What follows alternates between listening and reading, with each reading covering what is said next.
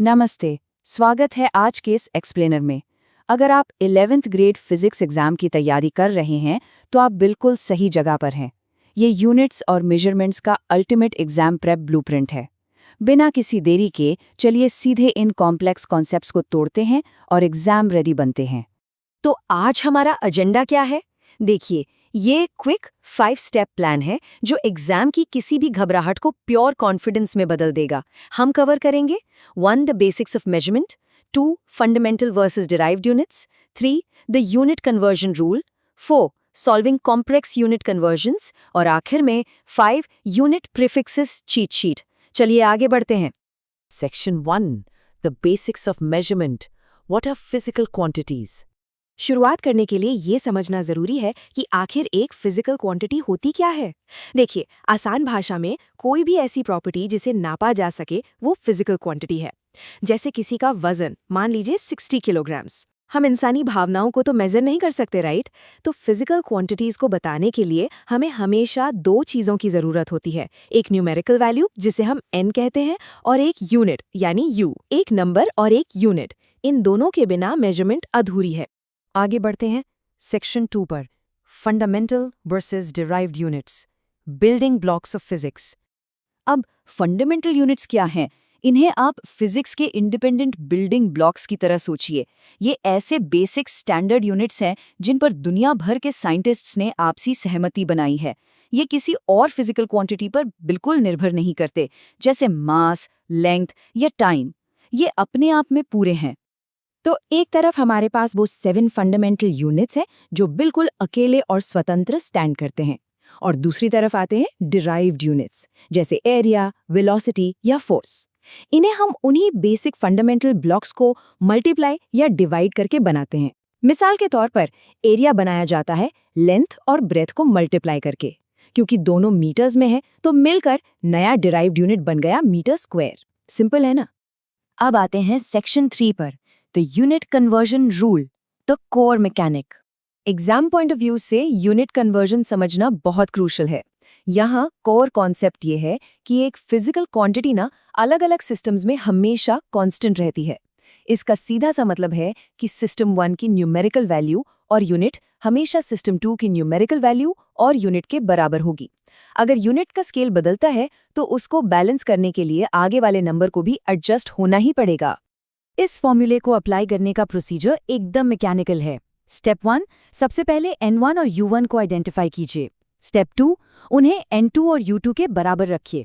और final step 3 में अपनी मैथ स्किल्स यूज करके उस अननोन न्यूमेरिकल वैल्यू को सॉल्व कर लीजिए। अगर आप इस क्लियर पैटर्न को फॉलो करते हैं तो कभी गलती नहीं होगी। इस कॉन्सेप्ट को एक 3D सीसॉ की तरह इमेजिन कीजिए। ये बहुत दिलचस्प है। अगर यूनिट का साइज बढ़ता है, जैसे सेंटीमीटर से मीटर्स की तरफ हम जाते हैं, तो सीसॉ को बैलेंस करने के लिए उसकी न्यूमेरिकल वैल्यू को लॉजिकली कम होना ही पड़ेगा, यानी n is inversely proportional to u।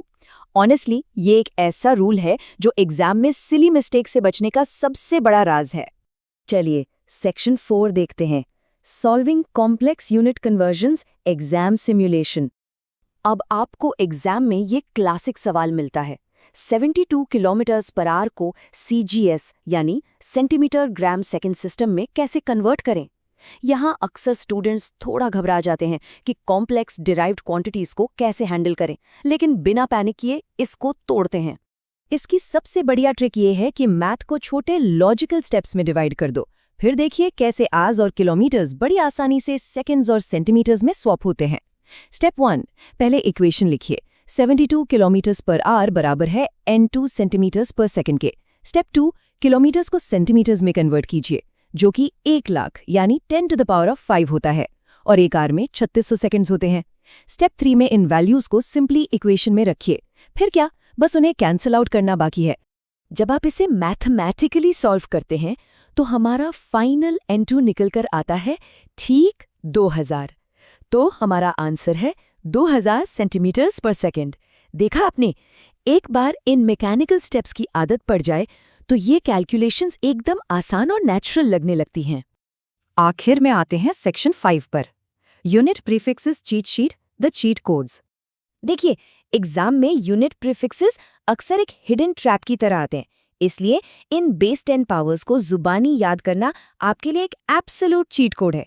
अगर गीगा है तो 10 की पावर 9, मेगा है तो 10 की पावर 6, किलो के लिए 10 की पावर 3, मिली के लिए 10 की पावर -3 और माइक्रो के लिए 10 की पावर -6।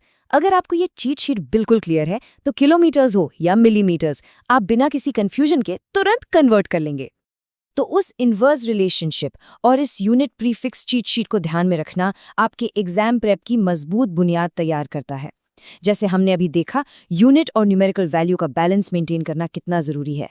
तो जाते जाते एक आखिरी सवाल छोड़कर जाते हैं।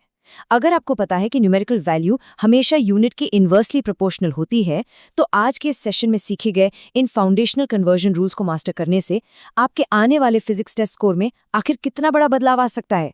सोचिए इस बारे में। आज के इस एक्सप्लेनर में बस इतना ही।